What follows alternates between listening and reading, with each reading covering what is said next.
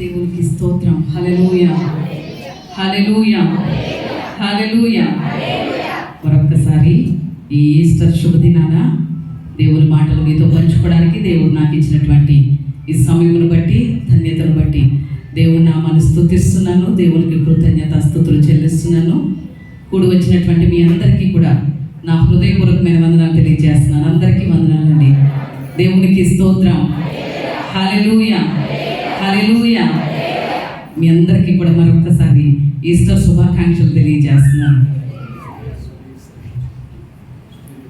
దేవుని వాక్యంలోనికి వెళ్దాం, త్వరగానే ముగించుకుందాం అనేటువంటి ఆలోచన ఉంది. కానీ పరిశుద్ధాత్మ నడిపింపును బట్టి ముందుకు వెళ్దాం. రండి, దేవుని వాక్యాన్ని ధ్యానం చేద్దాం. ఈ పునరుత్థాన దినపు ఆరాధనలో మరొక్కసారి సజీవుడైనటువంటి జీవాధిపతి, నిరంతరము జీవించుచున్నటువంటి దేవుడి నామాన్ని స్తుతించేటువంటి అవకాశం దేవుడు మనకి ఇచ్చినందుకు మనం ఎంతైనా కూడా ధన్యులమై ఉన్నాం. సజీవుడైనటువంటి దేవుడు, ఆయన సజీవుడుగా ఉండడమే కాదు, ఆయన్ను స్తుతించే వారందరూ ఎవరు చెప్పండి? సజీవుల సంఖ్యలో ఉన్నవారే. దేవునికి స్తోత్రం. హల్లెలూయా. కీర్తనకారుడు అంటాడు కదా, సజీవులు సజీవులే కదా నిన్ను స్తుతించెదరు, మన్ను నిన్ను స్తుతించునా, అది నీ మహిమను వివరించునా అనేసి అన్న ఈ మాట మనం కీర్తనల గ్రంథంలో చూస్తాం. కాబట్టి సజీవుడైనటువంటి దేవుణ్ణి సజీవులముగా చేరి ఆరాధించేటువంటి ధన్యత దేవుడు మనందరికీ అనుగ్రహించాడు. దేవుని వాక్యాన్ని చూద్దాం రండి. యోబు గ్రంథం 19వ అధ్యాయం, యోబు గ్రంథం 19వ అధ్యాయం 25వ వచనం చదువుకుందాం. అయితే నా విమోచకుడు సజీవుడనియు తరువాత ఆయన భూమి మీద నిలుచుననియు నేనెరుగుదును. అలాగనే మార్కు సువార్త 16వ అధ్యాయం 6-7 వచనాలు చదువుకుందాం. మార్కు సువార్త 16-6-7 వచనాలు. అందుకతడు, కలవరపడకుడి, సిలువ వేయబడిన నజరేయుడగు యేసును మీరు వెదకుచున్నారు, ఆయన లేచి ఉన్నాడు, ఇక్కడ లేడు, వారు ఆయనను ఉంచిన స్థలము చూడుడి. మీరు వెళ్ళి ఆయన మీకంటే ముందుగా గలిలయలోనికి వెళ్ళుచున్నాడనియు ఆయన మీతో చెప్పునట్టు అక్కడ మీరు ఆయనను చూతురనియు ఆయన శిష్యులతోనూ పేతురుతోనూ చెప్పుడనెను. దేవునికి స్తోత్రం. హల్లెలూయా. ఈరోజు మనం చదువుకున్నటువంటి 2 వాక్య భాగాలను బట్టి దేవుని వాక్యాన్ని మనం ఆలోచన చేద్దాం. ఇక్కడ యోబు తెలియజేసినటువంటి మాట ఏమిటి అనేసనంటే, నా విమోచకుడు సజీవుడు. మీరు చెప్పగలుగుతారా మాట? నా విమోచకుడు సజీవుడు. మరలా మీరు చెప్పండి ఇప్పుడు. నా విమోచకుడు సజీవుడు అని ఎలాంటి పరిస్థితుల్లో చెప్తున్నాడు చెప్పండి యోబు? తన శరీరం అంతా ఏమైపోయింది? కుళ్ళిపోయింది. అక్కడ క్రింద మాటలు ఉన్నాయి కదా, నా చర్మము చీకిపోయినా కుళ్ళిపోయినా కూడా మరలా నేను ఆయన్ని చూస్తాను అంటున్నాడు. అంటే చర్మం అంతా కూడా చీకిపోయినటువంటి పరిస్థితి, బలహీనమైపోయినటువంటి పరిస్థితి, ఆస్తంతా పోయింది, గొర్రెల మందలు గొడ్ల మందలు అన్నీ పోయినాయి, బిడ్డలు పోయారు. చాలా వేదనకరమైనటువంటి బహు శ్రమకాలంలో దేవుణ్ణి బట్టి కలిగినటువంటి నిరీక్షణతో ఈ మాట చెప్పగలుగుతున్నాడు యోబు. ఏమనో తెలుసా? నా విమోచకుడు, నన్ను విమోచించిన వాడు, నన్ను రక్షించిన వాడు, నేను ఆరాధిస్తున్నటువంటి వాడు, నేను నమ్ముకున్నటువంటి నా దేవుడు ఎవరు చెప్పండి? సజీవుడు. దేవునికి స్తోత్రం. హల్లెలూయా. ఈ మాట చెప్పాలి అంటే ఎవరైనా సరే యెహోవా ఎవరో, దేవుడు ఎవరో తెలిసి ఉండాలి. అలాంటి వాళ్ళు మాత్రమే ఈ మాట చెప్పగలుగుతాం. కొన్నిసార్లు దేవుడు ఎవరో మనకి సరిగా ఎరగలేదనుకోండి, కొన్ని పరిస్థితులు, ప్రతికూలతలు, కష్టాలు, నష్టాలు మన మీదకి వచ్చినప్పుడు మనం ఏమైపోతాం? చలించిపోతాం. దేవుడు ఏం చేశాడండి? దేవుడు ఇంత ప్రార్థన చేస్తున్నా నా జీవితంలో ఇంకా దేవుడు కార్యం చేయట్లేదేంటండి అని కదిలిపోతా ఉంటాం. కానీ దేవుడు ఎవరో తెలిసిందనుకోండి, దేవుడు ఎవరో ఎరిగామనుకోండి, మనం ఎలాంటి కష్టం గుండా వెళ్తున్నా, ఎలాంటి నష్టం గుండా వెళ్తున్నా, ఎలాంటి ప్రతికూలత గుండా వెళుతున్నా కూడా నా దేవుడు కార్యం చేయగలడు, నా దేవుడు విడిపించగలడు. నా దేవుడు ఎందుకంటే కార్యం చేస్తాడంటే నేటికి సజీవంగా ఉన్నాడు అని చెప్పగలం. దేవునికి స్తోత్రం. ఉదాహరణకి ఎవరైనా వచ్చి మీ అమ్మ మధ్యాహ్నం భోజనంలో విషం కలిపింది అని చెప్తే ఏమంటాను నేను? కనీసం అలా 1000 మంది చెప్పినా నేను నమ్మను. ఎందుకంటే నా తల్లి ఏంటో నాకు తెలుసు, మా అమ్మ ఏంటో నాకు తెలుసు. కాబట్టి 1000 మంది వచ్చి చెప్పిన లంచ్ బాక్స్లో విషం ఉంది, మధ్యాహ్నం భోజనంలో మీ అమ్మ విషం కలిపిందని 1000 మంది వచ్చి చెప్పినా కూడా నేను వినను, నమ్మను. ఒకవేళ నమ్మాను అంటే ఏం చేస్తాను? మధ్యాహ్నం భోజనం చేయను. మరి ఈరోజు మన దేవుడు ఎవరో మనం ఎరిగాము అంటే ఎన్నైనా వినబడనివ్వండి.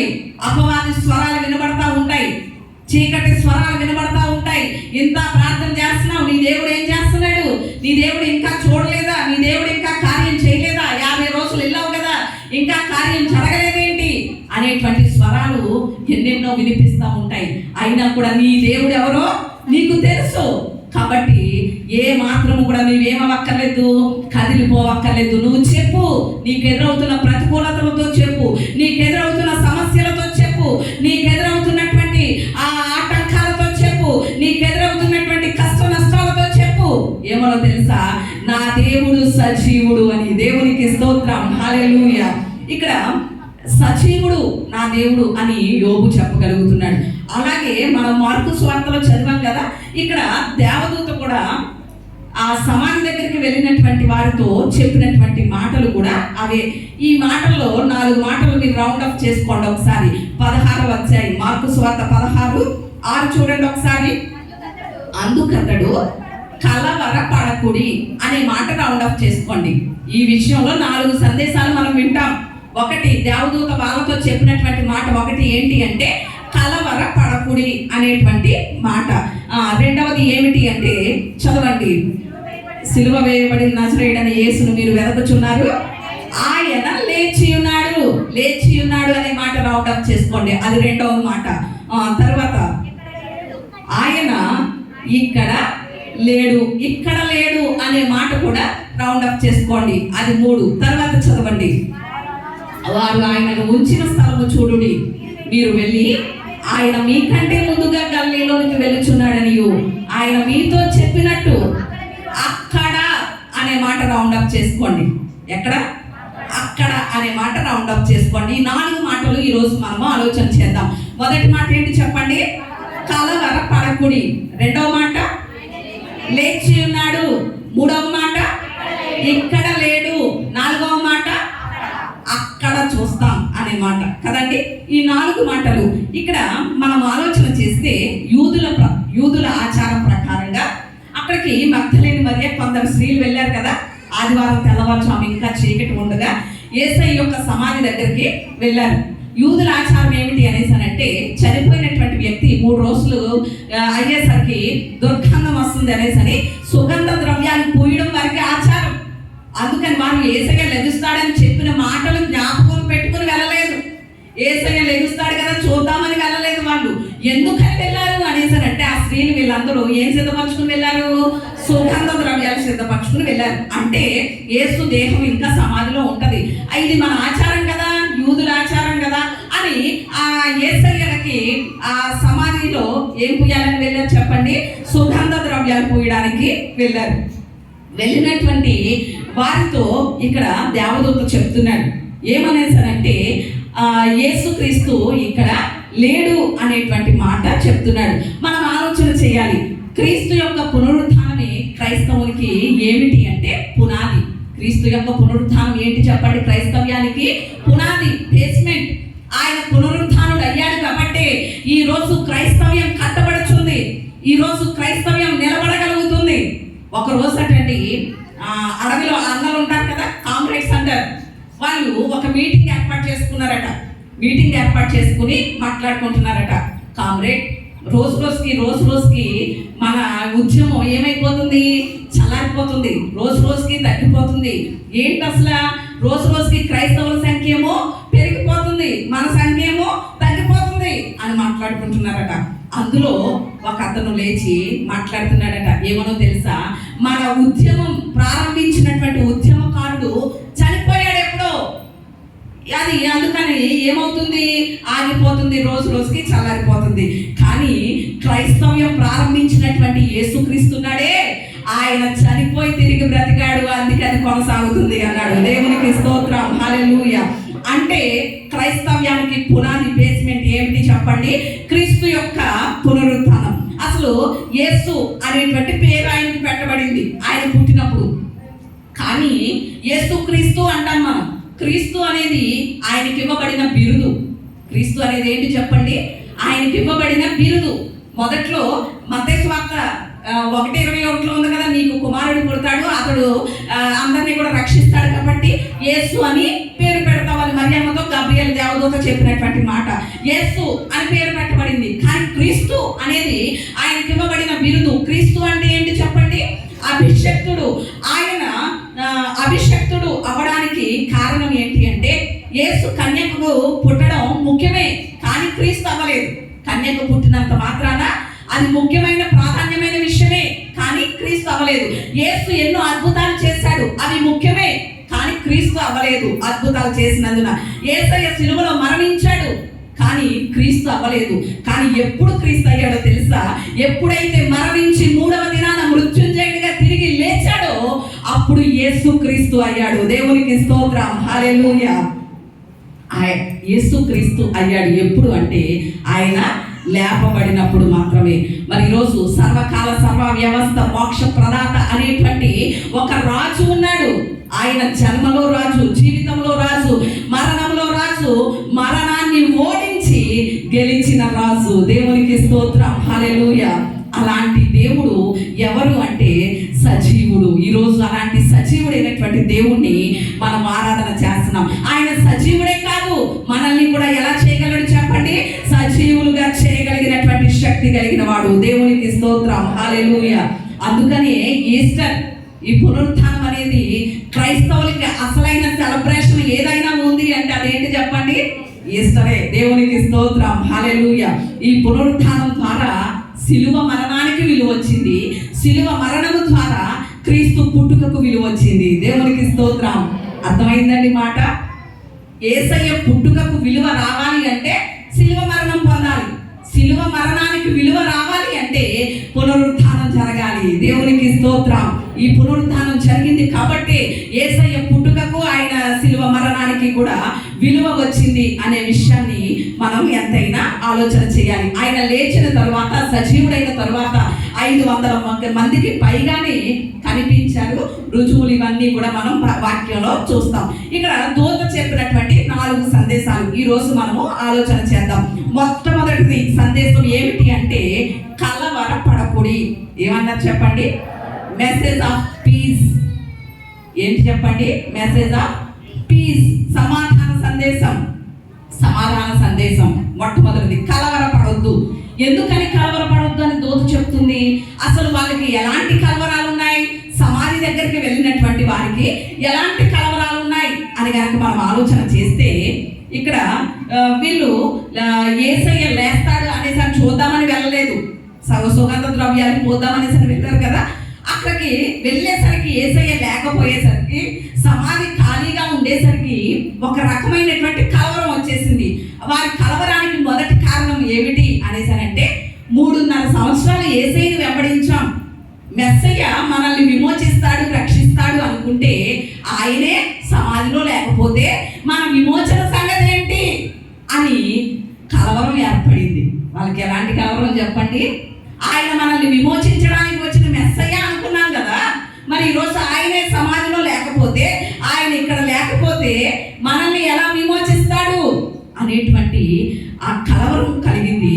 అందుకనే దూత చెప్తుంది వాళ్ళతోటి ఏమని తెలుసా? ఆయన మీ విమోచకుడు. అందుకనే యోబు అన్నాడు కదా, నా విమోచకుడు ఎవరు? సజీవుడు. సజీవుడు. దేహం లేదు, ఖాళీ సమాధి ఉంది. అయినప్పటికీ కూడా ఎందుకని ఆ ఖాళీ సమాధి ఉంది అంటే ఆయన సజీవుడై లేచి ఉన్నాడు గనక. దేవునికి స్తోత్రం, హల్లెలూయా. చాలా మంది ఈ లోకంలో కనులైనటువంటి వారు, గొప్ప గొప్ప వారు, మేము చనిపోతాం, చనిపోయిన తర్వాత తిరిగి లేస్తాం, మా సమాధి దగ్గరకు వచ్చి చూడండి అని చెప్పిన వాళ్ళు చాలా మంది ఉన్నారు పురాణాల్లో. అలా అంతేకాకుండా కొంతమంది ఏమని చెప్పారో తెలుసా? మేము చనిపోయిన తర్వాత సూర్యుడిలో కనిపిస్తాం, చంద్రుడిలో కనిపిస్తాం, చొక్కల్లో కనిపిస్తామని కూడా చెప్పిన వాళ్ళు ఉన్నారు. కానీ ఎక్కడ కనబడనే లేదు. కానీ మరి ఎవరు తిరిగి లేచి పునరుద్ధానుడు అయ్యాడు అంటే మనం ఆరాధిస్తున్న ప్రభు అయిన యేసుక్రీస్తు మాత్రమే. దేవునికి స్తోత్రం, హల్లెలూయా. ఈత వచ్చిన వాడే ఏమి నేర్పగలడు? ఈత నేర్పగలడు.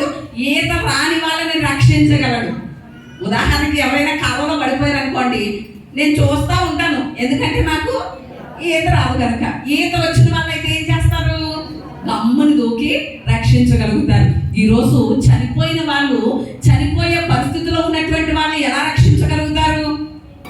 మరణానికి సిద్ధంగా ఉన్నటువంటి వారిని, నిత్య నాశనంలోనికి జోగిపోతున్నటువంటి వారిని ఎలా విమోచించగలరు?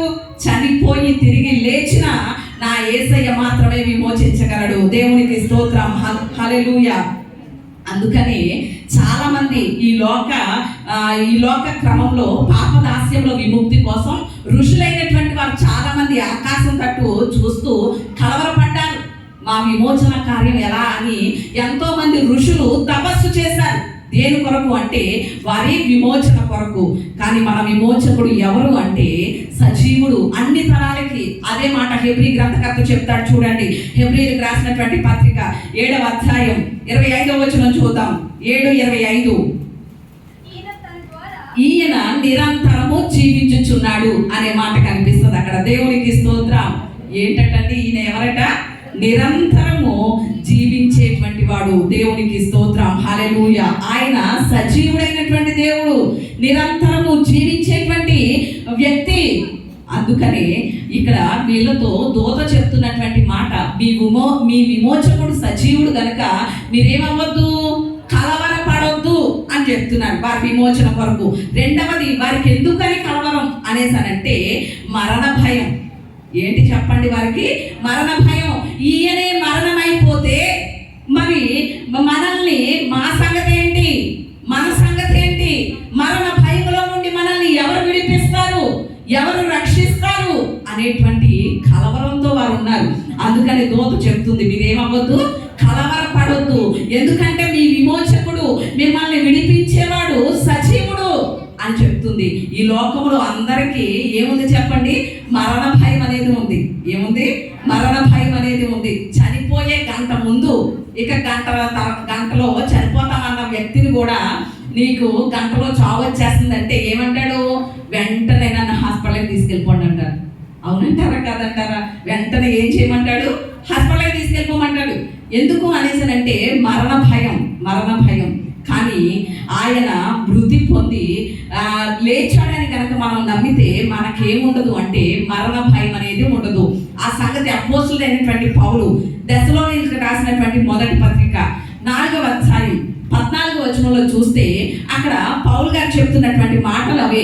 ఆయన మృతి పొంది లేచి ఉన్నాడని నమ్మితే మనకేముండదు చెప్పండి? మరణ భయం ఉండదు. ఎందుకంటే ఆయన మనల్ని తిరిగి లేపుతాడు అనేటువంటి నమ్మిక మనకు ఉంది కనుక. దేవునికి స్తోత్రం, హల్లెలూయా. ఇక్కడ మూడవది, వాళ్ళకి ఎందుకని కలవరమో తెలుసా? నిత్య జీవం కొరకైనటువంటి కలవరం. దేని కొరకు చెప్పండి? నిత్య జీవం కొరకైనటువంటి కలవరం. మాకు నిత్య జీవం ఇస్తాడనేసి అని చెప్పాడే, ఈయన సమాధిలో లేకపోతే, ఈయన ఇక్కడ లేకపోతే మా నిత్య జీవం సంగతి ఏంటి అనేటువంటి కలవరం వారిలో వచ్చింది. కానీ ఆయన నిత్య జీవం ఇవ్వడం అనేది ఖచ్చితం. అందుకని 1 యోహాను రాసినటువంటి పత్రిక 5వ అధ్యాయం 12వ వచనంలో చూస్తే అక్కడ మనకి కనిపిస్తున్నటువంటి మాట ఏమిటి అనేసనంటే, క్రీస్తు తిరిగి లేచుట ద్వారా మనకేం కలుగుతుంది? నిత్య జీవం అనేది కలుగుతుంది. దేవునికి స్తోత్రం, హల్లెలూయా. అలాగే యోహాను రాసినటువంటి సువార్త 10వ అధ్యాయం 28వ వచనంలో కూడా చూస్తే యేసయ్య స్వయంగా పలుకుతున్నటువంటి మాటలు, గొర్రెల గురించి, నా గొర్రెలు నా స్వరము వింటాయి, నేను వాటికి నిత్య జీవం ఇస్తున్నాను కనుక అవి ఎన్నటికీ నశించవు అనే మాట యేసయ్య చెప్తున్నారు. దేవునికి స్తోత్రం, హల్లెలూయా. అంటే ఈరోజు క్రైస్తవుని యొక్క నిరీక్షణ, క్రైస్తవుడు ఎలాంటి వాడు అంటే మొదట రక్షించబడిన వాడు, రెండవది తిరిగి లేచిన వాడు, మూడవది నిత్య జీవం కలిగిన వాడు. దేవునికి స్తోత్రం. క్రైస్తవుడు ఎవరు చెప్పండి? ఒకటి రక్షించబడిన వాడు, రెండవది ఎవరు చెప్పండి? తిరిగి లేచిన వాడు. ఎప్పుడైతే మనం బాప్తిస్మపు అనుభవంలో వచ్చామో అప్పుడు పాపముల చేత, అపరాధముల చేత చచ్చిన స్థితిలో ఉన్నటువంటి మనకి పాపాలకి క్షమాపణ కలిగి క్రీస్తుతో పాటు మరలా ఏమయ్యాం చెప్పండి? లేపబడ్డాం, పునరుత్థాన అనుభవం పొందుకున్నాం. మూడవది క్రైస్తవుడు ఎవరు అంటే నిత్య జీవం కలిగినటువంటి వాడు.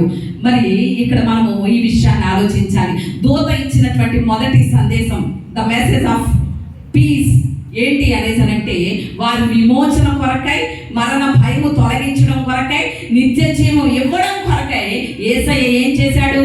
తిరిగి లేచాడు. దేవునికి స్తోత్రం, హల్లెలూయా. సజీవుడుగా ఉన్నాడు. అందుకని మీరు మీ విమోచన కోసం కలవరపడద్దు, మరణ భయం గురించి కలవరపడద్దు, మీ నిత్య జీవం గురించి కలవరపడద్దు. ఆయన సజీవుడుగా ఉన్నాడు అని దూత చెప్తుంది. ఒక రోజటండి పాపం మరణం మాట్లాడుకుంటున్నాయట. ఏమేమి మాట్లాడుకుంటున్నాయి? పాపం తెలుసా మీకు? పాపమును మరణం. మరణం తెలుసా? ఈ రెండు మాట్లాడుకుంటున్నాయట. పాపం అంటుందట, నేను యేసయ్యని ఎలాగైనా సరే పట్టుకుందాం అనుకున్నాను, కానీ ఏమవ్వలేకపోయాను, పట్టుకోలేకపోయాను అన్నదట. ఏంటి? పాపం. యేసయ్యకి కూడా మనలాగే ఆయన యవ్వన కాలంలోనే మరణించారు గనక, యవ్వన కాలంలో ఈ లోకంలో జీవించారు గనక ఎన్నో శోధనలు, టెంప్టేషన్లు ఎదురయ్యాయి. పాపం చాలాసార్లు యేసయ్యని ఏమనుకుంది? పట్టుకుందామని చూసింది, కానీ ఏమంటుంది? పట్టుకోలేకపోయాను అన్నది. అప్పుడు మరణం ఏమన్నదో తెలుసా? నేను పట్టుకున్నాను యేసయ్యని, నేను పట్టుకున్నాను, కానీ బంధించలేకపోయాను అన్నది. దేవునికి స్తోత్రం, హల్లెలూయా. అందుకని అపోస్తలుల కార్యముల గ్రంథంలో మనకి మాట కనిపిస్తుంది, మరణము ఆయనను బంధించి ఉంచుట అసాధ్యం. దేవునికి స్తోత్రం, హల్లెలూయా. పాపం ఏమో పట్టుకుందామంటే పట్టుకోలేకపోయిందట, మరణం పట్టుకుంది కానీ ఏమైపోయిందట? బంధించి ఉంచలేకపోయిందట యేసయ్యని. ఇక్కడ రెండవ సందేశం దూతలు చెప్తున్నటువంటి దూత చెప్తున్న రెండవ సందేశం. మొదటిది ఏంటి? కలవరపడవద్దు. రెండవ సందేశం ఏమిటి అనేసరంటే ఆయన లేచి ఉన్నాడు. శక్తి సందేశం, మెసేజ్ ఆఫ్ పవర్. ఏంటి చెప్పండి? శక్తి సందేశం. ఆయన లేచి ఉన్నాడు. ఆయన లేవడమే కదా మనకి శక్తి, ఆయన లేవడమే కదా మనకి బలం. ఈ రోజు చాలా మంది తిరిగి లేచారు. ఆల్రెడీ ఇందాక దైవ సేవకులు గుర్తు చేశారు కదా, లాజరు ఇలాంటి వాళ్ళందరూ వాళ్ళు మరణించి తిరిగి లేచారు. కానీ వాళ్ళు లేచిన వారు కాదు, లేపబడిన వారు. రెండింటికి చాలా తేడా ఉంటది. లాజరు కానివ్వండి, యాయిరు కుమార్తె కానివ్వండి, నాయుడు విధవరాల కుమారుడు కానివ్వండి, పాత నిబంధనలో చనిపోయిన వ్యక్తులు కానివ్వండి, వీళ్ళందరూ లేవలేదు. ఏం చేయబడ్డారు? లేపబడ్డారు దేవుని శక్తి ద్వారా. కానీ నా యేసయ్య ఒక్కడే లేచి ఉన్నాడు. దేవునికి స్తోత్రం, హల్లెలూయా. అందుకని ఆయన లేచి ఉన్నాడు కనుక మనకేమి ఇవ్వగలడు అంటే పాప క్షమాపణ ఇవ్వగలడు. అందుకని ఈ సందేశం శక్తి కలిగినది. ఆయన లేవడం ద్వారానే ఈ రోజు మనకి పాప క్షమాపణ కలుగుతుంది, పాప క్షమాపణ కలుగుతుంది. అందుకని రోమీలకు రాసినటువంటి పత్రిక, అపోస్తలుడు అయినటువంటి పౌలు రోమీలకు రాసినటువంటి పత్రిక 4వ అధ్యాయం 25వ వచనంలో చూస్తే, అపరాధముల కొరకై అప్పగింపబడి మిమ్మల్ని నీతిమంతులుగా తీర్చడం కొరకై క్రీస్తు లేపబడ్డాడు. దేవునికి స్తోత్రం. ఆయన లేపబడకపోతే మనకి పాప క్షమాపణ లేదు. ఆయన లేపబడకపోతే మనము నీతిమంతులుగా తీర్చబడలేం. ఆయన లేపబడడం వలనే మనం ఈరోజు ఎలా తీర్చబడ్డాం చెప్పండి? నీతిమంతులుగా తీర్చబడ్డాం. మన పాపాలకి క్షమాపణ అనేది కలుగుతుంది. అందుకనే దావీదు అంటాడు కీర్తనలో 103వ కీర్తన 12వ వచనంలో చూస్తే, అక్కడ తూర్పుకి పడమరకి ఎంత దూరం అయితే ఉందో అంత దూరం నా పాపాలని దూరం చేశాడు అని చెప్తున్నాడు. దేవునికి స్తోత్రం, హల్లెలూయా. ఎంత దూరం చెప్పండి? తూర్పుకి పడమరకి ఎంత దూరం ఉందో అంత దూరం మన పాపాలను ఏం చేసేసాడు? దూరపరిచి ఉన్నాడు. అందుకని యెషయా గ్రంథం 38వ అధ్యాయం, యెషయా గ్రంథం 38:17లో చూస్తే ఆయన అనేది మాట ఏంటో తెలుసా? మీ పాపాలన్నీ నా వీపు వెనుకకు వేసేసాను అంటున్నాడు. నా వీపు వెనక ఏముందో నాకు కనిపిస్తుందా? నాకు కనిపిస్తుందా? కనిపించదు. అంటే మన పాపాలన్నీ ఆయన ఏం చేశాడు? ఆయన వీపు వెనుకకు వేసేసాడు కనుక ఇంకెప్పుడు ఆయన చూడడు మన పాపాల వైపు అనే విషయాన్ని మనం ఆలోచన చేయాలి. అదే మేకా గ్రంథంలో అయితే మేకా ఏమంటాడో తెలుసా?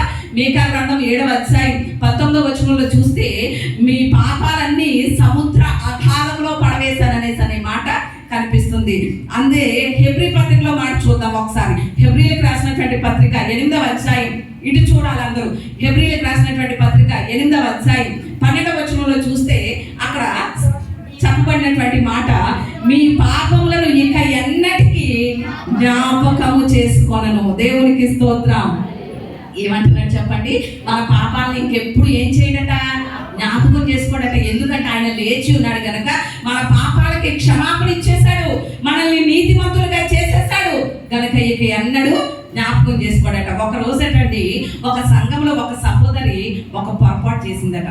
తప్పు చేసినప్పుడు మనసాక్షి ఏం చేస్తుంది? మనల్ని గద్దిస్తుంది కదా.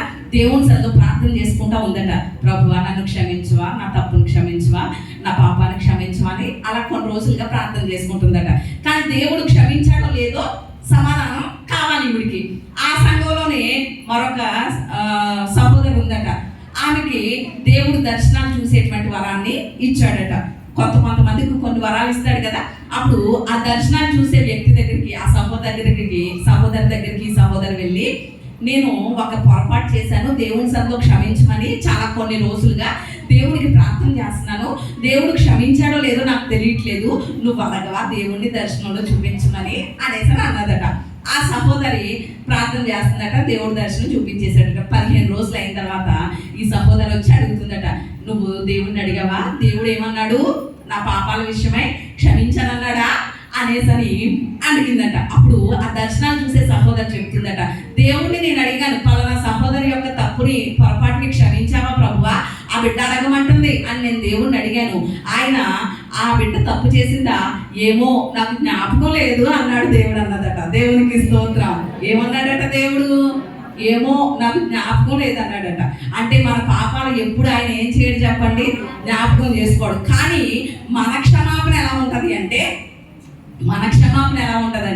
ఒక రోజేటండి పెళ్లి రోజుకి భర్త త్రాగేసి వచ్చాడట. పెళ్లి రోజు నాడు ఏం చేశాడు చెప్పండి? భర్త ఫుల్గా త్రాగేసి వచ్చాడట. భార్యకి చాలా కోపం వచ్చేసిందట.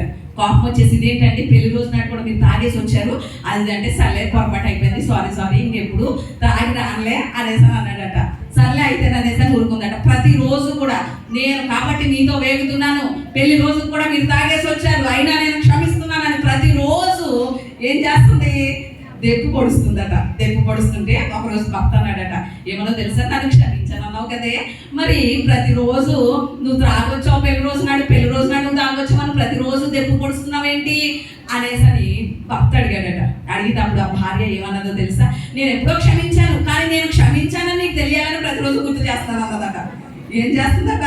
నేను క్షమించానని నీకు తెలియాలని ప్రతిరోజు గుర్తు చేస్తున్నాను అన్నదట. అంటే మన క్షమాపణ ఇలా ఉంటది, కానీ దేవుని క్షమాపణ ఎలా ఉంటది? ఆ సహోదరి పొరపాట్లు క్షమించావా ప్రభు అంటే ప్రభు ఏమన్నాడట? ఏమో నాకు గుర్తు లేదన్నాడట. అంటే ఏ పొరపాటు చేసిందో కూడా నాకు జ్ఞాపకం లేదు అన్నాడంటే దేవుడు మన పొరపాట్లను ఏం చేయలేక జ్ఞాపకం చేసుకోడు. దేవునికి స్తోత్రం. అంటే ఆయన క్షమాపణకి మన క్షమాపణకి అంత తేడా ఉంటుంది. ఇక్కడ మనం చూస్తున్నాం శక్తి సందేశం.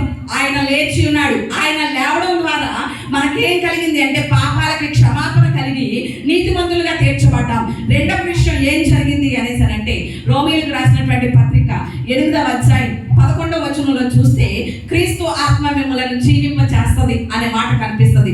అంటే ఆయన ఆత్మ ఎప్పటికప్పుడు మనల్ని ఏం చేస్తుంది? జీవింప చేస్తుంది. అంటే మనకి ఏమిస్తుంది అనేసి అంటే జయ జీవితాన్ని ఇస్తుంది. దేవునికి స్తోత్రం. హల్లెలూయా. ఏమిస్తుంది చెప్పండి? జయ జీవితాన్ని ఇస్తుంది. అంటే పాపాలకి క్షమాపణ ఇచ్చి నీతిమంతులుగా చేసింది. మరలా ఆ పాపంలో పడిపోకుండా ఎప్పటికప్పుడు ఆయన ఆత్మ మనల్ని ఏం చేస్తుంది? బలపరిచి జయ జీవితాన్ని ఇచ్చి నడిపిస్తుంది. దేవునికి స్తోత్రం. ఒకవేళ చాలాసార్లు మనం చేసేటువంటి పాపం ఆయన పునరుద్ధానుడని కనుక నమ్మి ఆయన సన్నిధిలో ఒప్పుకుంటే ఖచ్చితంగా ఏం చేస్తాడు? ఆయన క్షమించి నీతిమంతులుగా చేస్తాడు. మనం అలాగన మన పాపాలని క్షమించమనకుండా ఏం చేస్తారో తెలుసా? కొన్నిసార్లు కొంతమంది చిన్న పాపం అయితే దానికి ఏం చేస్తారు? లొంగిపోతారు. ఇంకొంచెం పెద్దదైతే దాంట్లో ఈత కొట్టేస్తారు. ఏంటి చెప్పండి? క్షమించమని మనం అడగలేదు అనుకోండి, దేవుని పాదాలు పట్టుకోలేదు అనుకోండి, నీతిమంతులుగా చేయబడలేదు అనుకోండి, అప్పుడు పాపానికి చిన్న పాపం అయితే ఏమైపోతాం? లొంగిపోతాం. కొంచెం పెద్ద పాపం అయితే అందులో ఈత కొట్టేస్తాం. ఇంకా పెద్ద పాపం అయితే కొట్టుకొని పోతాం. అందులో ఏమైపోతాం చెప్పండి? కొట్టుకుని పోతాం. అందుకని యేసయ్య లేచి ఉన్నాడు. ఆయన మన పాపాలకు ఏమిచ్చాడు? క్షమాపణ ఇచ్చి నీతిమంతులుగా చేశాడు. రెండవది మరలా పాపం వైపు చూడకుండా జయ జీవితాన్ని ఇచ్చి మనల్ని నడిపిస్తున్నాడు. దేవునికి స్తోత్రం. అందుకని అపోస్తులైనటువంటి పౌలు కొరింథీయులకు రాసినటువంటి మొదటి పత్రిక 15వ అధ్యాయం 55వ వచనంలో చూస్తే, క్రీస్తు మూలంగా మనకేమొచ్చిందట? జయం వచ్చింది అనేటువంటి మాట అక్కడ మనకి కనబడుతుంది. ఇక్కడ రెండవది దూత చెప్పినటువంటి సందేశం ఏమిటి అంటే, ఆయన లేచి ఉన్నాడు. ఎవరు చెప్పండి? ఆయన లేచి ఉన్నాడు అనేటువంటి శక్తి సందేశాన్ని ఇక్కడ సమాధి దగ్గరికి వెళ్ళినటువంటి వారితో చెప్తుంది. అంటే ఆయన లేవడం ద్వారా మనం నీతిమంతులుగా చేయబడి పునరుద్ధానం పొందాం. ఆల్రెడీ పాపముల చేత అపరాధం చేత చచ్చినప్పుడు మనం లేపబడ్డాం, పునరుద్ధానం పొందాం. రెండవది, ఆయన వచ్చేటప్పుడు కూడా మరలా ఏం పొందుతాం చెప్పండి? ఒకవేళ ఆయన వచ్చేటప్పటికి మనం చనిపోయి ఉంటే పునరుద్ధానం చెంది ఆయన్ని ఎదుర్కొనే వరుసలో నిలబడతాం. దేవునికి స్తోత్రం. ఈ నిరీక్షణ అంతా ఎక్కడదో తెలుసా? ఆయన లేపబట్టాన్ని బట్టి మనకి కలిగింది. దేవునికి స్తోత్రం. మూడవది అక్కడ చెప్పిన మాట ఏంటి చెప్పండి? ఆయన ఇక్కడ లేడు అంటే సామర్థ్య సందేశం, మెసేజ్ ఆఫ్ ప్యాటినెసియల్. అంటే ఇక్కడ మూడవదిగా దూత చెప్తుంది ఆయన ఇక్కడ లేడు అని చెప్తుంది. మరి ఎక్కడున్నాడు? ఆయన ఇక్కడ లేడు అని చెప్తుంది దూత సమాధి దగ్గరికి వెళ్ళినటువంటి వాళ్ళతో. ప్రపంచంలో ఎవరిదైనా ఖాళీ సమాధి ఉంది అంటే అది మన ప్రభు అయినటువంటి యేసయ్యదే. ఆ ఖాళీ సమాధిలో ఆయన లేడు, సమాధి ఖాళీగా ఉంది, ఆయన లేడు. కాబట్టి దూత చెప్తుంది ఆయన ఇక్కడ లేడు. మరి ఎక్కడున్నాడు చూద్దాం రండి. మొట్టమొదటిగా ఆయన ఎక్కడున్నాడో చూద్దాం. హెబ్రీయులకు రాసినటువంటి పత్రిక 7వ అధ్యాయం 25వ వచనం చూద్దాం. హెబ్రీయులకు రాసినటువంటి పత్రిక 7:25. ఆయన విజ్ఞాపన కర్తగా తండ్రి కుడిపార్శ్వమున కూర్చుని మనందరి కొరకు విజ్ఞాపన చేస్తున్నాడు. దేవునికి స్తోత్రం. హల్లెలూయా. ఎక్కడున్నాడు అంటే ఎక్కడున్నాడు? ఇక్కడ లేడు, ఖాళీ సమాధిలో లేడు. ఆయన సజీవుడు, లేచాడు గనుక ఖాళీ సమాధిలో లేడు ఆయన. మరి ఎక్కడున్నాడు అంటే తండ్రి కుడి పార్శ్వమున కూర్చుని ఏం చేస్తున్నాడు చెప్పండి? మన కొరకు విజ్ఞాపన చేస్తున్నాడు. ఈరోజు ఎవరైనా సరే ఒకవేళ బాధపడుతున్నారేమో, నన్ను పట్టించుకునే వాళ్ళు లేరు, నా కుటుంబంలో నాకు ప్రేమ చూపే వాళ్ళు లేరు, లేకపోతే నన్ను ఆదరించే వాళ్ళు లేరు, లేకపోతే నా గోడు చెప్పుకోవడానికి ఎవరు లేరు అని ఒకవేళ బాధపడుతున్నావేమో, నీకంటూ ఎవరు లేకపోయినా, నిన్ను పట్టించుకునే వారు ఎవరు లేకపోయినా, లేకపోతే నిన్ను ఆదరించే వారు ఎవరు లేకపోయినా, నీ కొరకు విజ్ఞాపన చేస్తున్నవాడు సజీవుడైన దేవుడు ఉన్నాడు. దేవునికి స్తోత్రం. హల్లెలూయా. ఇక్కడ ఒకవేళ నీకు ఎవరు లేకపోయినా నీ కొరకు ఒక వ్యక్తి ప్రార్థన చేస్తున్నాడు చూసావా? నీ కొరకు విజ్ఞాపన చేస్తున్నాడు చూసావా ఒక వ్యక్తి? ఆయన ఎవరు అంటే సజీవుడైనటువంటి దేవుడు. దేవునికి స్తోత్రం. మరి రెండవదిగా ఆయన ఎక్కడ ఉన్నాడు అని ఆలోచన చేస్తే యోహాను రాసినటువంటి మొదటి పత్రిక 2వ అధ్యాయం 1వ వచనం చూద్దాం. ఆయన తండ్రి యొక్క ఉత్తరవాదిగా ఉన్నాడట. యోహాను రాసినటువంటి మొదటి పత్రిక 2వ అధ్యాయం 1వ వచనాల మాటలు కనిపిస్తాయి. తండ్రి యొక్క ఎలా ఉన్నాడట? ఉత్తరవాదిగా ఉన్నాడట. ఎలా ఉన్నాడు చెప్పండి? ఉత్తరవాది అంటే లాయర్, న్యాయవాదిగా ఉన్నాడు. అపవాది అట మన మీద ఎల్లప్పుడూ దేవుని దగ్గరికి నేరారోపణ చేస్తూ ఉంటాడు. అపవాది వెళ్ళి ఏం చేస్తూ ఉంటాడు? ఇదిగో యేసయ్య చూసావా, తండ్రి నీ బిడ్డ చూసావా, నీ రక్తం ఇచ్చి కొనుక్కున్నావు చూసావా, నా బిడ్డ అనేసని నువ్వు చాలా గొప్పలు చెప్పుకున్నావు చూసావా, నీ స్వరక్తం ఇచ్చి కొనుక్కున్నావు చూసావా, నీ పోలికలో చేసుకున్నావు చూసావా, నీ స్వహస్తంతో చేసుకున్నటువంటి పలానా ఆ మనిషి ఉందే ఎలా మాట్లాడుతుందో చూసావా, ఎలా ఉంటుందో చూసావా, ఎలా ప్రవర్తిస్తుందో చూసావా అని, పలానా వ్యక్తి ఉన్నాడే ఎలా ఉంటున్నాడో చూసావా అని మన మీద ఎప్పుడు దేవుని దగ్గర ఏం చేస్తూ ఉంటాడు? అపవాది నేరాలు మోపుతా ఉంటాడు, నేరారోపణ చేస్తూ ఉంటాడు. మన తప్పిదాలన్నీ దేవుని దగ్గర ఎదురుగా పెడతా ఉంటాడు. స్క్రీన్ మీద మనం చేసే అపరాధాలు, తప్పులు ఇవన్నీ కూడా దేవుని దగ్గర ఎప్పుడు చూపిస్తానే ఉంటాడు. కానీ అలా అపవాది నేరాలు చూపిస్తూ ఉంటే మన పక్షంగా ఉన్నటువంటి సజీవుడైనటువంటి యేసయ్య ఏం చేస్తాడో తెలుసా? ఒక లాయర్ని కనుక మనం ఒక కేసులో పెట్టుకున్నాం అనుకోండి, ఆ లాయర్ మన పక్షంగా ఎలా వాదిస్తాడో అలాగే సజీవుడైనటువంటి యేసయ్య లేచి వాళ్ళు తప్పులు చేసినా నేను చిందించినటువంటి రక్తం ఉంది, వాళ్ళని కడిగేస్తానని మన పక్షంగా వాదిస్తాడు. దేవునికి స్తోత్రం. ఆయన ఇక్కడ లేడు, ఖాళీ సమాధిలో. ఎక్కడ ఉన్నాడు అంటే మన పక్షంగా వాదించడానికి ఉత్తరవాదిగా తండ్రి దగ్గర ఉన్నాడు. దేవునికి స్తోత్రం. మూడవది, ఆయన ఎక్కడ ఉన్నాడు, ఇక్కడ లేకపోతే ఎక్కడ ఉన్నాడు అనేసరంటే మొట్టమొదటిది ఎక్కడ ఉన్నాడు చెప్పండి? తండ్రి కుడి పార్శ్వాన మన కొరకు విజ్ఞాపన చేస్తున్నాడు. రెండవది, తండ్రి యొక్క మనకు ఉత్తరవాదిగా, న్యాయవాదిగా మన పక్షంగా వాదిస్తున్నాడు. మూడవది ఏం చేస్తున్నాడు అంటే యోహాను సువార్త 14వ అధ్యాయం మొదటి 3 వచనాల్లో చూస్తే యేసయ్య చెప్పినటువంటి మాట, మీ హృదయములను కలవరపడనియ్యొద్దు, నేను తండ్రి యొద్దకి వెళ్తున్నాను, తండ్రి యొద్ద స్థలము సిద్ధపరచ వెళ్ళుచున్నాను, మీ కొరకు నివాసాలు ఏర్పాటు చేస్తున్నాను అని చెప్తున్నాడు యేసయ్య. అంటే మూడవదిగా ఆయన ఇక్కడ ఖాళీ సమాధిలో లేడు, మరి ఎక్కడ ఉన్నాడు అంటే తండ్రి దగ్గర మన కొరకు గృహాలు నిర్మాణం చేస్తున్నాడు, బిల్డర్గా ఉన్నాడు. దేవునికి స్తోత్రం. ఎలా ఉన్నాడు చెప్పండి? నిర్మాణకుడుగా ఉన్నాడు. మొదటిది విజ్ఞాపనకర్తగా ఉన్నాడు, రెండవది ఉత్తరవాదిగా ఉన్నాడు, మూడవది నిర్మాణకుడుగా ఉండి మన కొరకు బిల్డింగ్లు కడుతున్నాడు, తండ్రి దగ్గర నివాసాలు ఏర్పాటు చేస్తున్నాడు. అందుకనే దూత చెప్తుంది, ఆయన ఇక్కడ లేడు అనే మాట మనము ఆలోచన చేస్తున్నాం. 4వ మాట కూడా ఆలోచన చేసి నా మాటలు ముగిస్తాను. 4వది ఏంటి? ఏమంటుంది దూత అక్కడ వాళ్ళతో? అక్కడ చూస్తాం. ఎక్కడ? అక్కడ అంటే మెసేజ్ ఆఫ్ ప్రామిస్, నిరీక్షణ సందేశం ఇస్తుంది ఇక్కడ. ఏంటి చెప్పండి? 4వ సందేశం ఏంటి? నిరీక్షణ సందేశం. ఆయన ఇక్కడ లేడు అంటే అక్కడ చూస్తాం ఆయన్ని అనేసి అంటుంది. ఎక్కడ చూస్తాం అనేసి అంటే అపోస్తులైనటువంటి పౌలు దశలోనికి రాసినటువంటి మొదటి పత్రిక 4వ అధ్యాయం 16-17 వచనాలు చూస్తే అక్కడ మనకి కనిపిస్తున్నటువంటి మాట ఏంటో తెలుసా? ఆయన్ని చనిపోయినా బ్రతికున్నా అందరం ఏం చేస్తామంట? ఆయన్ని ఒకరోజు ప్రత్యక్షంగా చూస్తాం. దేవునికి స్తోత్రం. అక్కడ మీరు చూస్తారు అన్నది దేవదూత. ఎక్కడ అంటే ఆయన రాబోతున్నాడు, ఆయన రాబోతున్నాడు. ఆయన వచ్చినప్పుడు చనిపోయిన వారు చూస్తాం, ఆయన్ని బ్రతికి ఉన్నవారు కూడా చూస్తాం. అందుకని ప్రకటన గ్రంథం 1వ అధ్యాయం 7వ వచనంలో చూస్తే అక్కడ తన భక్తుడైనటువంటి యోహానుకు దేవుడు ఇచ్చినటువంటి ప్రత్యక్షత ద్వారా తెలియజేసినటువంటి మాటలు ఏంటి అంటే, ప్రతి నేత్రం కూడా ఆయన్ని చూస్తుంది. నువ్వు చూస్తావు, నేను చూస్తాను. దేవునికి స్తోత్రం. హల్లెలూయా. ఇది నిరీక్షణ సందేశం. అంటే ఈరోజు క్రైస్తవుల యొక్క మనం కలిగి ఉన్నటువంటి నిరీక్షణ ఏంటి అంటే, ఆయన వచ్చినప్పుడు ఆయన రాజ్యంలో అక్కడ మనం అందరం కూడా ఏం చేస్తాం? ఆయన్ని చూస్తాం. అందుకని ఆయన ఇక్కడ లేడు, అక్కడ ఆయన్ని చూస్తాం అని దూత చెప్తుంది. ఇక్కడ 4 సందేశాలు విన్నాం మనం. మార్కు సువార్త 16-6-7 వచనాల్లో ఆ ఖాళీ సమాధి దగ్గరకు వచ్చినటువంటి ఆ స్త్రీలతో, ఆ మనుషులందరితో దూత చెప్తున్నటువంటి 4 సందేశాలు. ఒకటి ఏం చెప్తుంది చెప్పండి? కలవరపడొద్దు, మీ విమోచన కొరకైనా, మరణ భయం కొరకైనా, నిత్య జీవం కొరకైనా సరే కలవరపడొద్దు.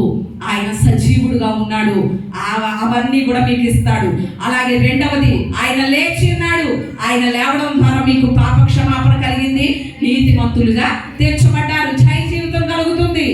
ఆయన ఇక్కడ లేడు, విజ్ఞాపనకర్తగా, ఉత్తరవాదిగా, ఆయన నిర్మాణకుడుగా దేవుని యొద్ద ఉన్నాడు. కాబట్టి అక్కడ మనం ఆయన్ని చూస్తామనేటువంటి నిరీక్షణ కలిగి సాగేవారిగా మనం ఉండాలి అనేటువంటి సందేశం ఇక్కడ దూత ద్వారా దేవుడు మనకి తెలియజేస్తున్నాడు. ఈరోజు ఎంతమంది అయితే మనం ఆయన్ని నమ్మగలుగుతున్నాం, ఆయన సజీవుడుగా ఉన్నాడు అనే విషయాన్ని మనం ఎంతైనా కూడా ఆలోచన చేయగలిగినటువంటి వారమై ఉండాలి. ఆయన యోబు ఎలాగైతే చెప్పాడో, ఏం చెప్పాడు చెప్పండి? యోబు, నా విమోచకుడు సజీవుడు, ఒకవేళ భూమి మీద నా చర్మం చీకిపోయినా కుళ్ళిపోయినా కూడా నేను మరలా ఆయన్ని చూస్తాను అనేటువంటి నిరీక్షణ కలిగి ఉన్నాడు. దేవుని వాక్యం అంతా కూడా సత్యం. విలియం రామ్సే అనేటువంటి స్కాట్లాండ్లో ఒక వ్యక్తి ఉండేవాడు. ఆయన 1951వ సంవత్సరంలో పుట్టాడు. పుట్టినప్పుడు 23 సంవత్సరాలు వచ్చేసరికి ఆయన చాలా పట్టభద్రుడయ్యాడు. చదువులో చాలా చదువుకున్న సబ్జెక్టు ఏంటి అంటే ఆర్కియాలజీ. ఆయన చదువులో ఏంటి చెప్పండి? ఆర్కియాలజీ అంటే భూగర్భ శాస్త్రం గురించినటువంటి చదువు చదివాడు. 23 సంవత్సరాలకే ఎన్ని డాక్టరేట్లు పొందాడు అంటే, మొత్తం మామూలుగా కాలేజ్ తరపున 3 డాక్టరేట్లు, బయట 9, 12 డాక్టరేట్లు పొందాడు. ఎవరు చెప్పండి? విలియం రామ్సే అనేటువంటి స్కాట్లాండ్ చెందినటువంటి ఒక వ్యక్తి 12 డాక్టరేట్లు పొందాడు. భారతదేశంలో ఎవరినైనా బాగా గౌరవించే అవార్డు ఏదైనా ఉంది అంటే భారతరత్న ఇస్తారు బిరుదు భారతదేశంలో. ఒకవేళ సినిమా రంగంలో ఎవరినైనా గొప్పగా హైయెస్ట్గా అవార్డు ఇవ్వాలి అనేసారంటే వాళ్ళకి ఏమి ఇస్తారంటే ఆస్కార్ అవార్డు ఇస్తారు. సినిమా రంగంలో ఏమి ఇస్తారు చెప్పండి? ఆస్కార్ ఇస్తారు. మరి ప్రపంచపరంగా ప్రపంచం అంతట్లో వాళ్ళకి గొప్ప అవార్డు ఇవ్వాలి అనేసి అంటే ఏ అవార్డు ఇస్తారంటే నోబెల్ ఇస్తారు, నోబెల్ బహుమతి ఇస్తారు. ప్రపంచ పరంగా భారతదేశ పరంగా భారతరత్న ఇస్తారు, సినిమా రంగంలో ఆస్కార్ అవార్డు ఇస్తారు, అలాగే ప్రపంచ పరంగా అయితే నోబెల్ బహుమతి ఇస్తారు. కానీ బ్రిటిష్ సామ్రాజ్యం వారు ఏమి ఇస్తారో తెలుసా? బ్రిటిష్ సామ్రాజ్యంలో అత్యున్నతమైనటువంటి అవార్డు ఏదైనా ఉంది అంటే అది ఏంటి అంటే సర్, SIR, సర్. సార్ అంటాం కదా మనం, అదనమాట సర్. ఈ విలియం రామ్సేకి ఏ అవార్డు వచ్చిందంటే బ్రిటిష్ ప్రభుత్వం ద్వారా సర్ అనేటువంటి #1 అవార్డు పొందుకున్నాడు. పొందుకున్న తర్వాత 1904వ సంవత్సరంలో సర్ అనేటువంటి అవార్డుని పొందుకున్నాడు.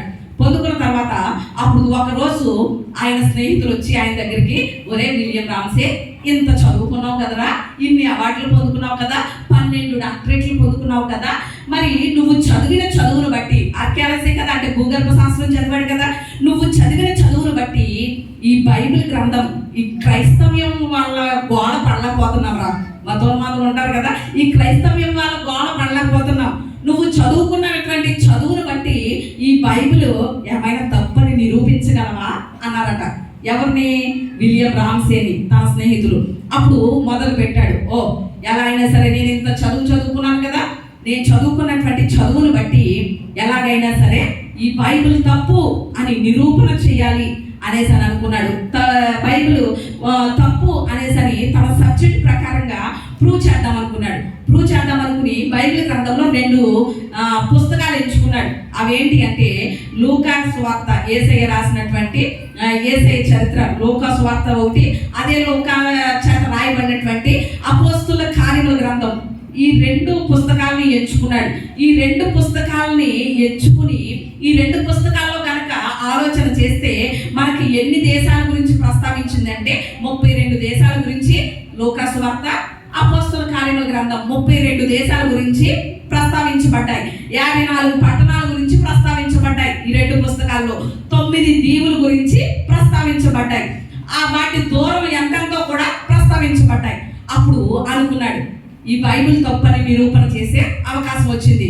కాబట్టి ఈ లూకా సువార్త, అపోస్తుల కార్యముల గ్రంథంలో ఈ 32 దేశాలు, 54 పట్టణాలు, 9 దీవులు, ఇంత దూరం అని రాయబడింది కదా, అది గనక తప్పని నిరూపణ చేస్తే ఖచ్చితంగా బైబిల్ తప్పని నిరూపణ చేసేసినట్లే అని మొదలు పెట్టాడు వేట. మొదలుపెట్టి 15 సంవత్సరాలు తిరిగాడు. ఎక్కడెక్కడికి? బైబిల్లో లూకా సువార్తలో, అపోస్తుల కార్యముల గ్రంథంలో రాయబడిన 34 దేశాలకి, 54 పట్టణాలకి, 9 దీవులకి ఎన్ని సంవత్సరాలు తిరిగాడు? 15 సంవత్సరాలు తిరిగాడు.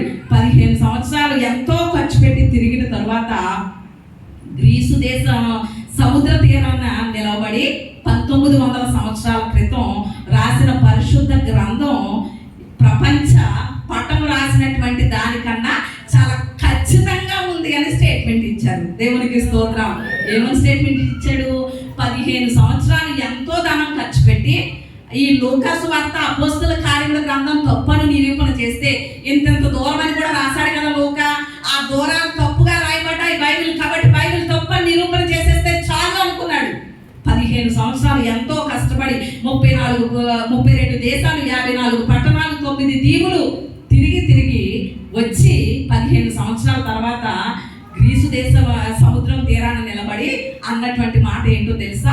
ఆధునిక ప్రపంచ పటం ఈ దేశానికి ఎంత దూరం అని చూపిస్తుంది కదా, ఈ ఆధునిక ప్రపంచ పటం కన్నా 1900 సంవత్సరాల క్రితం రాయబడ్డ బైబిల్ ఎంతో ఖచ్చితంగా ఉంది. వాటి దూరాలు ఇవన్నీ కూడా బైబిల్ గ్రంథంలో ఖచ్చితంగా రాయబడ్డాయి. దీంట్లో ఏ తప్పు లేదు అని క్రీస్తుని అంగీకరించాడు. దేవునికి స్తోత్రం. ఈరోజు ఈ బైబిల్ గ్రంథంలో రాయబడినదంతా కూడా ఏంటి చెప్పండి? సత్యం, వాస్తవం. ఎంతో మంది తప్పు అని నిరూపణ చేద్దాం అనుకున్నారు, కానీ నిరూపణ చేయాలి అనుకున్నటువంటి ఇలాంటి విలియం రామ్సేలు ఎంతో మంది ఈ బైబిల్ గ్రంథం దగ్గర ఓడిపోయారు. క్రీస్తుని నిజ రక్షకులుగా అంగీకరించినటువంటి వారు ఎంతో మంది ఉన్నారు. ఈ బైబిల్ గ్రంథంలో ఈ రోజు పునరుత్థానుడైనటువంటి క్రీస్తు మనకిస్తున్నటువంటి సందేశం దూత ద్వారా ఏమిటి అనేసానంటే, మీరేం చేయొద్దు, కలవరపడొద్దు. మీ విమోచన కొరకు, మరణ భయం కొరకు, నిత్య జీవం కొరకు కలవరపడక్కర్లేదు. ఆయన లేచి ఉన్నాడు. ఆయన లేవడం ద్వారా మీరు పాప క్షమాపణ పొందారు, నీతిమంతులుగా చేయబడ్డారు. ఆయన ఇక్కడ లేదు, మీ కొరకు విజ్ఞాపనకర్తగా, ఉత్తరవాదిగా నిర్మాణిగా నిర్మాణకుడుగా ఉన్నాడు తండ్రి యొక్క. అందుకని ఆయన్ని మనము అక్కడ చూస్తాం, ఆయన రాజ్యంలో ప్రత్యక్షంగా. అందుకని యోబు చెప్పినటువంటి మాట, నా విమోచకుడు సజీవుడు అనే మాట ఈరోజు మనము నమ్ముదాం. సజీవుడైనటువంటి దేవుణ్ణి మరింతగా ఆరాధన చేద్దాం. అట్టి కృప దేవుడు మనందరికీ దయచేయును గాక. ఆమెనందరం కూడా మోకరించినట్లయితే చిన్న ప్రార్థన చేసుకుందాం. చెప్పబడినటువంటి మాటలను బట్టి ప్రతి ఒక్కరము కూడా ప్రార్థన చేసుకుందాం. ప్రతి ఒక్కరము కూడా